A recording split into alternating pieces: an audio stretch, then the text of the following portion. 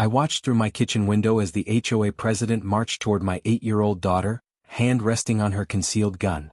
Emma was just riding her pink bicycle, singing innocently. Margaret had no idea she was about to threaten the police chief's child. Her biggest mistake was about to become mine. Before watching full story, comment below from where you watching, also like and subscribe for more stories. The late afternoon sun cast long shadows across Maple Grove's pristine sidewalks as my 8-year-old daughter Emma rode her bright pink bicycle in gentle circles on our driveway. Her laughter echoed through our quiet neighborhood, a sound that always melted away the stress of my demanding job. As police chief of this peaceful suburban town, I rarely worried about crime in our own backyard. That was my first mistake. Emma had just learned to ride without training wheels last month, and she was still cautious, keeping close to home. Her little helmet was slightly crooked, and her concentration face, tongue poking out slightly, reminded me so much of her mother. My wife Sarah was inside preparing dinner, and I was enjoying a rare peaceful moment on our front porch, watching our daughter's pure joy. That's when I first noticed Margaret Hendricks watching from her perfectly manicured lawn next door. Margaret, or Maggie the Menace as some neighbors quietly called her, was the self-appointed queen of our homeowners association. At 62, she had silver hair pulled back in a tight bun that seemed to stretch her face into a permanent scowl. She wore her authority like armor, wielding HOA regulations like weapons against anyone who dared step out of line. I'd had my share of run-ins with Margaret over the years. She'd complained about our garbage cans being visible from the street for exactly 37 minutes past pickup time. She'd measured our grass height with a ruler and sent official violation notices when it exceeded the HOA's 3.5-inch maximum. She'd even tried to ban Emma's chalk drawings on our own driveway, claiming they decreased property values. But I'd always handled these encounters professionally, keeping my identity as police chief separate from neighborhood disputes. Margaret knew I worked in law enforcement, but she had no idea I was the one who could have her arrested if she crossed certain lines. I preferred to keep my family life private and peaceful. Today, however, something was different about Margaret's demeanor. She stood rigid at the edge of her property, arms crossed, watching Emma with an intensity that made my cop instincts tingle. Every few minutes she'd glance toward her front door, then back at my daughter. Her jaw was clenched, and even from 30 feet away, I could see the anger radiating from her posture. Emma was completely oblivious, lost in her own little world of childhood wonder. She'd started singing some song from her favorite cartoon, her voice carrying on the evening breeze. The sight of her innocence and joy should have been enough to melt any heart. But not Margaret's.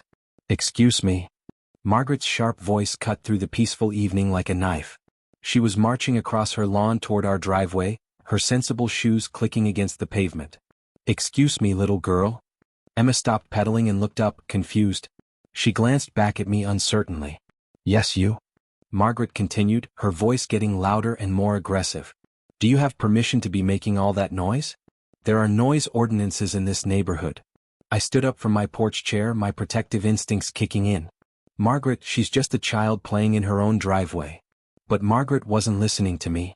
She was focused entirely on Emma, who had climbed off her bike and was backing away, clearly frightened by the angry woman approaching her. "I don't care whose child she is," Margaret snapped. "The HOA regulations clearly state that excessive noise is prohibited after 6 p.m. on weekdays. It's 6:23 p.m., and I've been documenting every violation." "She's singing, Margaret. Children are allowed to sing.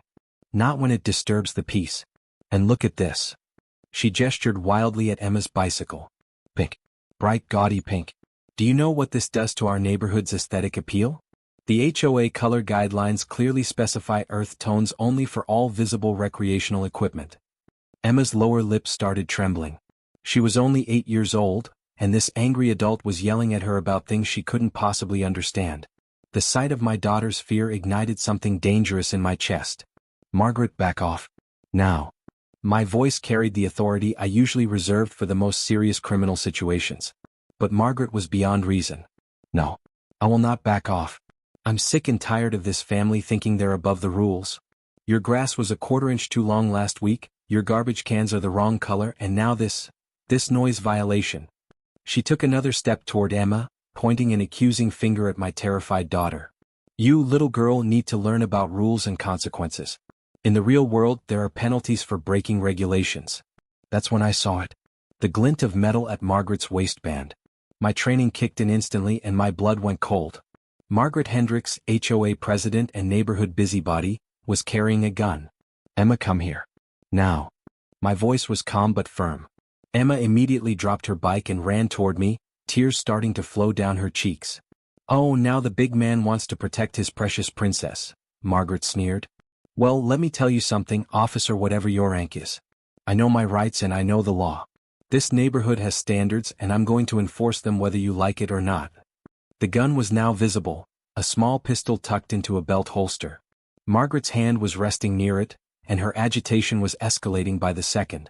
Margaret, I said carefully, I need you to calm down and step back onto your own property. I'll calm down when this family starts following the rules. She was shouting now, her face flushed red with rage. Do you know how hard I've worked to maintain property values in this neighborhood? Do you know how many hours I've spent documenting violations and writing reports? Emma reached me and buried her face against my leg, sobbing. Daddy, why is she so angry? I was just playing. The sound of my daughter's confused, frightened voice was like gasoline on fire. This woman, this pathetic excuse for a human being, had terrorized my child over a pink bicycle and some innocent singing. Daddy? Margaret's eyes widened slightly. Oh, how precious. Daddy can't protect you from the consequences of rule breaking, sweetie.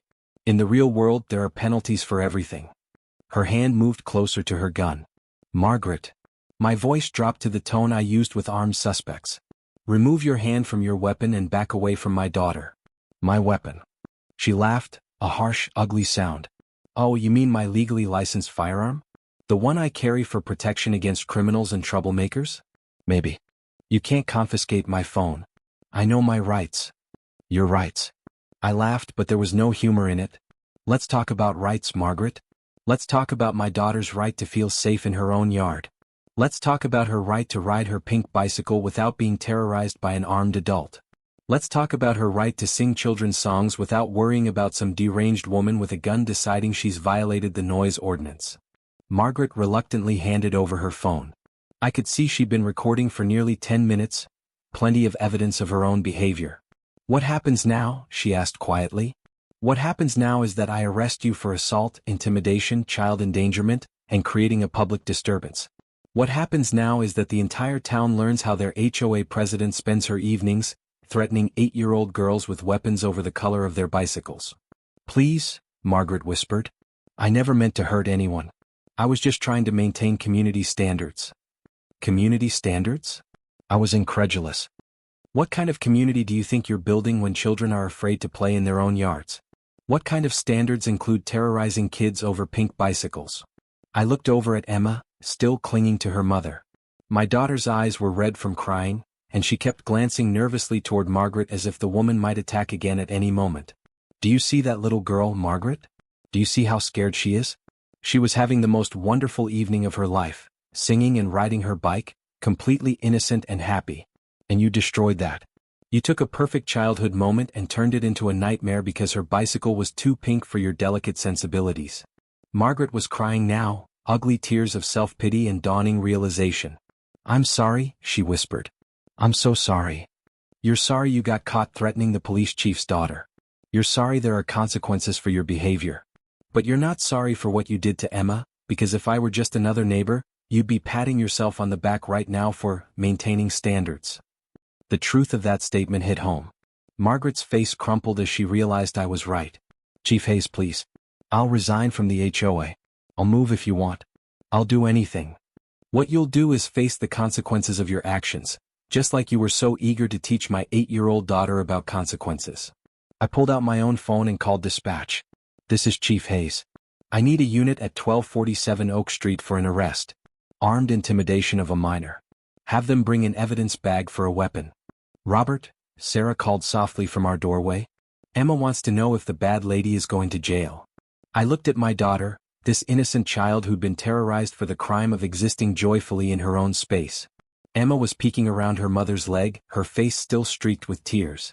Yes, sweetheart, I called back. The bad lady is going to jail and she's never going to yell at you again. Is my bike still too pink? Emma asked, and the heartbreaking worry in her voice nearly undid me.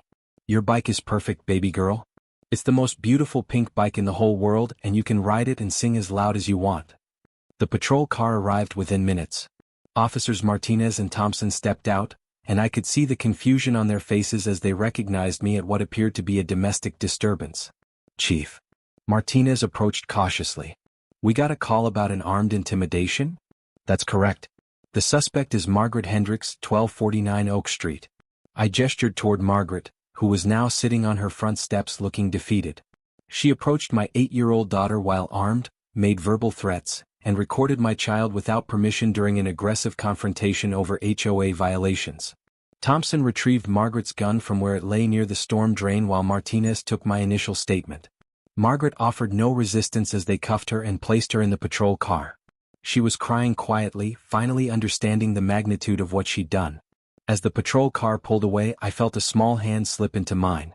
Emma had come out of the house and was standing beside me, looking up with those big, trusting eyes. "Daddy?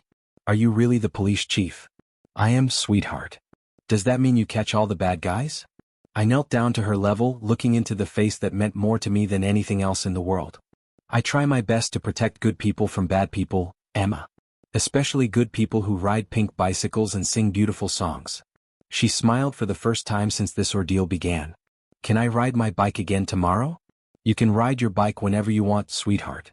And if anyone ever bothers you about it again, you tell them your daddy is the police chief and he said pink bikes are the best bikes in the whole world." Emma giggled, and the sound was like music after the evening's trauma. The next morning I called an emergency HOA meeting. Word had already spread about Margaret's arrest. In a small town like ours, news travels fast.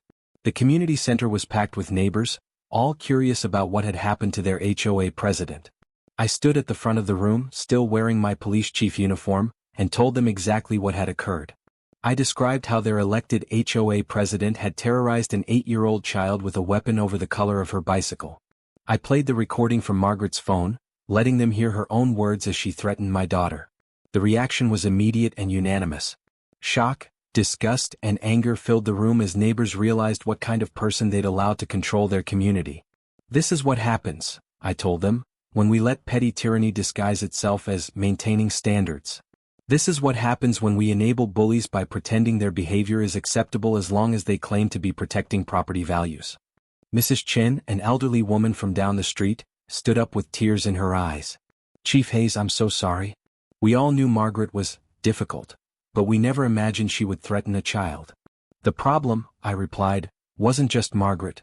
The problem was a system that allowed someone like Margaret to have power over families' daily lives.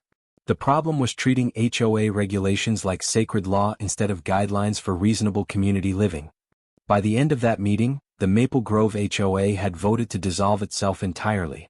They elected a simple neighborhood committee instead, one focused on organizing block parties and helping neighbors, not measuring grass and policing bicycle colors. Margaret Hendricks pled guilty to all charges. She was sentenced to 6 months in county jail, 2 years probation, mandatory anger management classes, and a permanent restraining order keeping her away from my family. She also had to pay for Emma's counseling, which thankfully proved unnecessary. Children are resilient, and Emma bounced back quickly once she realized she was safe. The story made national news. HOA president threatens police chief's daughter with gun over pink bicycle, became a viral headline, and Margaret Hendricks became the poster child for HOA overreach and neighborhood tyranny. The video from her own phone showing her advancing on a terrified 8-year-old girl while ranting about color regulations was viewed millions of times. But the real victory came later that week, when Emma rode her bright pink bicycle up and down our street, singing at the top of her lungs, completely carefree and happy again. Neighbors came out to wave and cheer her on. Mrs. Patterson brought Emma a pink helmet to match her bike. The Johnsons painted their fence a lovely shade of purple just because they could. Margaret's house went up for sale within a month. She moved to a different state, hopefully to a place where she could find peace without trying to control everyone around her.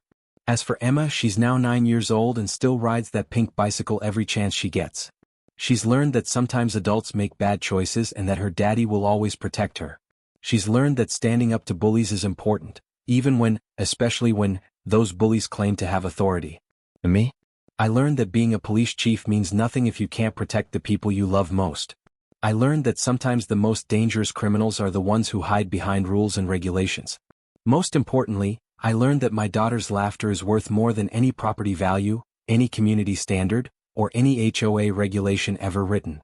The pink bicycle still sits in our garage, a little too small for Emma now but kept as a reminder. A reminder that childhood joy should be protected, that bullies should be stopped, and that sometimes the most important arrests happen in your own neighborhood. Emma wants to be a police officer when she grows up, just like her dad. She says she wants to protect other kids from mean adults who don't understand that pink bicycles and children's laughter are two of the most beautiful things in the world. I couldn't be more proud.